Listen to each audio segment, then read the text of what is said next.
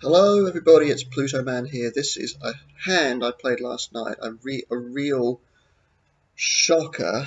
Don't do this. Do not do what I did in this hand. Now, this is a $4.40 pot limit badugi tournament. I am the biggest stack on the table. There are 13 left.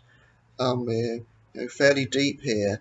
I've got a 10-9 badugi. I'm in the big blind. The button raises. He just not much more than a min raise.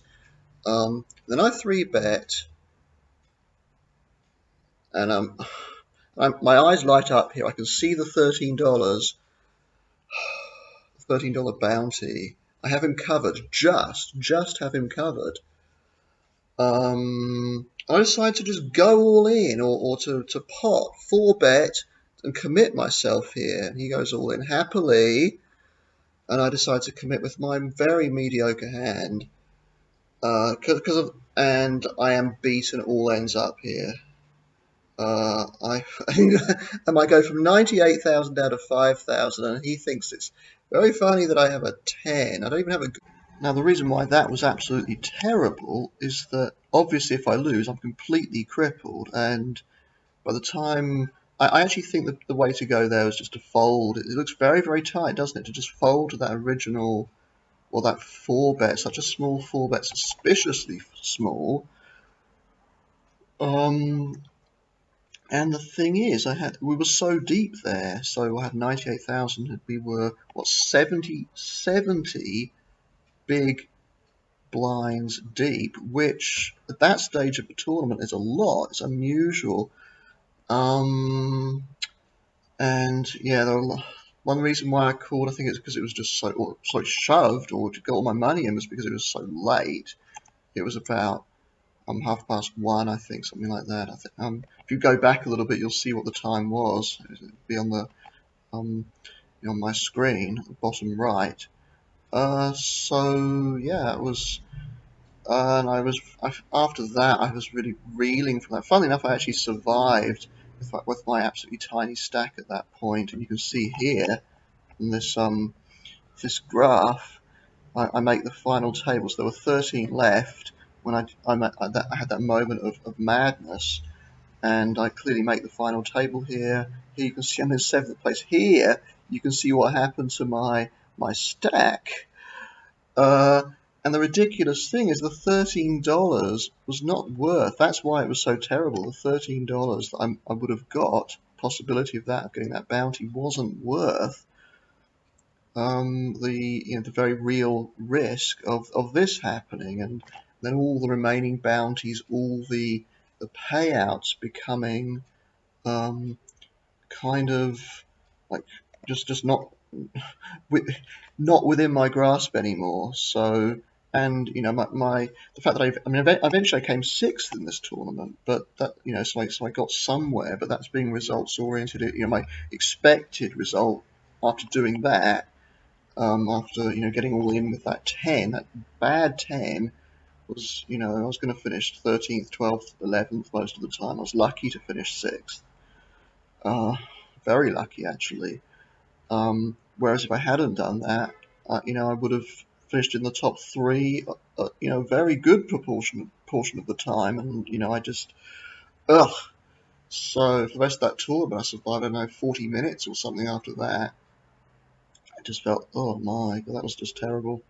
So that's probably my worst moment in in hot limit badugi in general. I think probably maybe since I got back to playing like 8 months ago. It was pretty awful, awful, awful, awful.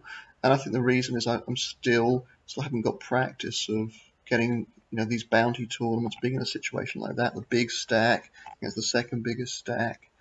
And the stupid thing is, if I hadn't had him covered, if I had like 5,000, 6,000, whatever it was, fewer chips, there's no way I would have done that. And that's what was so aggravating about that decision that I made. So now I'm just showing you the payouts that we got. As I said, I was very lucky to finish in 6th there, but so I got $28 back from a 440 kind of outlay to begin with. So what, $24 basically. Um, But look what the winner made. The eventual winner, he knocked me out. So he got my bounty, $7 something, and he ended up getting $160. That could have been me. Look at all the sort of fascinating thing about that tournament was the second place guy. He didn't do very well when it came to bounties. He only got $58. Third place got 68, so he got more. Fourth, and it's funny how all these numbers end in eight. That's just entirely random. 48 for you. He still has that $13. Look at his stack size. So he didn't actually do very well to end up finishing fourth after being in such a dominant position here. Then we have this guy in fifth here who commented on my getting that money all in there. I think, God, you did that with a 10. And fair enough. I mean, it was a terrible 10. It was a really, really, really awful, awful thing to do. Oh, unless you have a read there. I mean, if I had a read that this guy here was maniacal, I think there was a bit of that. I don't think he was, but the table was playing very, very loose. There were people going crazy with kings and stuff. So I thought, well, my 10-9 is a decent hand here. But yeah, I think that was looking back, or it wasn't even looking back before he even flipped over his cards and he had a 7-6. I thought, shit, that was I've made a terrible blunder here, an egregious blunder. That was the hand where I got knocked out. It's funny, I was a favourite on the river here. I actually had 8-2 ace, and he just had the 3-2. And it's funny, I massively improved to my 3-2-1 on the river. So I hit that on the last draw, but you hit a badugi. Although a very similar thing happened to me earlier to keep me in the tournament, so I couldn't really complain too much. Yeah, so that was that. So here's a spreadsheet, or part of a spreadsheet that I made for Badugi. I've got bits of spreadsheet that tell me your chance of winning if you hit hitting a two-card draw when your opponent's drawing one. Also, we've got two opponents, all this sort of stuff. Your chance of someone having a better Badugi dealt when you have a pat, whatever you've got. Now this bit just tells you the ranking of the various Badugis that you can have. So if you look here, for instance, if you have a 10-7, there are um, there are 161 10-7s or better. So if you actually have the worst 10-7, which is 10-7-6-5, that is the 161st best Badugi, rank number 161. And there are 715 altogether, 715 distinct Badugis. That's what you see with the King Queen here. So your top card is here on the side, and your second card here. Now, you can see that my opponent in that hand had a big hand. He had the second best 7-6, so 25 7-5s or better, and he had the second best hand after that. So his 7-6-3 ace was number 27.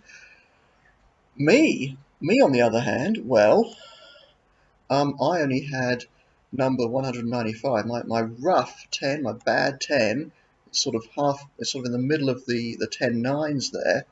Was only number 195. So you can see that what he had was in a completely different league now. Yeah, it's possible that by just getting all the money in there, I could have actually folded out a better hand. I think that might have happened occasionally. If it had, 10-8 or worse 10-9, or sorry, better 10-9 rather. It's possible I could have got him to that might have actually got him to fold. That wasn't actually my intention with that raise. Oh, but yeah, looking back, it was just terrible. I got back $28 from that, but on average, I was probably only going to get back about 20, something like that. It's sort of my expected return because my chip stack at that point was tiny. It might even be less than 20. I guess there's still a very small possibility that you could come back and who knows win the tournament or something. But probability of that is tiny. Had I got away from that, I think I would have, my expected return would have been something like $60, 50 or 60, and that's I probably cost myself on average $30 or $40 by doing what I did there. That's what makes it so aggravating. I mean, it's quite a big difference, isn't it? Especially when I felt I played so well leading up to that hand, and even after that hand, though it kind of didn't matter much after that. Like, so the damage had been done. It just shows you one hand can wipe out a lot of good work. But anyway, that's that. You live and learn. You learn from your mistakes. Hopefully, when I get into that situation again, where it's not actually funny enough, I hadn't been in that situation before. I don't think in a bounty tournament, biggest stack, second biggest stack.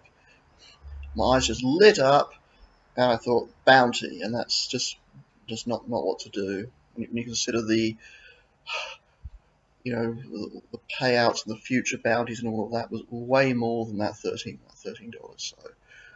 So yeah, so that's me. I hope you enjoyed the video anyway, and hope you enjoy whatever you're doing, your weekend, your Christmas, Easter, wherever it is, wherever you're watching this video. Hope it is informative. Please leave a comment if you find it informative. That would be really cool. Let's get some discussion going on badugi and God knows what else. But anyway, that's it from me. That's definitely it from me. And yeah, be back again pretty soon, I guess. Maybe Tuesday, the day after tomorrow. It's like this World Coup or something, whatever. Not the World Cup, but the World Coup. That's coming up soon. So yeah, everybody have fun. See you. Bye.